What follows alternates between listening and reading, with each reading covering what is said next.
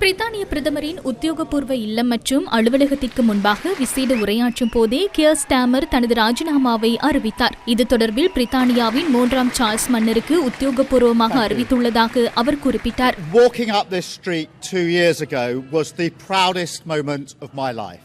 2 வருடங்களுக்கு முன்னர் இந்த வீதியில் நடந்து சென்றமை எனது வாழ்க்கையின் பெருமைக்குரிய தருணமாக அமைந்தது. மில்லியன் கணக்கான மக்களின் வாழ்க்கையை மேம்படுத்துவதற்காகவே நான் அரசியலில் நுழைந்தேன். அதிகாரத்திற்காக, அதிகாரத்தை பெறுவதற்கு மாத்திரமின்றி பிரித்தானியாவை சிறந்த முறையில் மாற்றுவதற்காகவே செயற்பட்டேன்.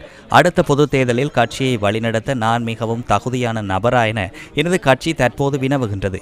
இந்த கேள்விக்கு கட்சியின் பாராளுமன்ற உறுப்பினர்கள் வழங்கும் பதிலை நான் கேட்டுள்ளேன். அந்த பதிலை நான் மிகவும் விருப்பத்துடன் ஏற்றுக்கொள்கின்றேன். நான் எடுத்த ஒவ்வொரு முடிவும் நான் நேசிக்கும் நாட்டை முதலிடத்திற்கு கொண்டு செல்வதற்கு எடுக்கப்பட்ட முடிவுகளாகும். எனவே நான் தொழிற்கட்சியின் தலைவர் பதவியிலிருந்தும் ராஜினாமா செய்கின்றேன். கடந்த மே மாதம் நடைபெற்ற பிரித்தானிய உள்ளூராட்சி மன்ற தேர்தலில் தொழிற்கட்சி அடைந்த பாரிய தோல்வியே கட்சி உறுப்பினர்கள் அவரை பதவியிலிருந்து விலகுமாறு வலியுறுத்த காரணமாக அமைந்தது. குளிர்கால எரிபொருள் மானிய குறைப்பு உள்ளிட்ட தொழிற்கட்சியின் 3 முக்கிய கொள்கைகளை ஒரே மாதத்திற்குள் மாற்றியமைத்தமையும் மற்றுமொரு காரணமாகும்.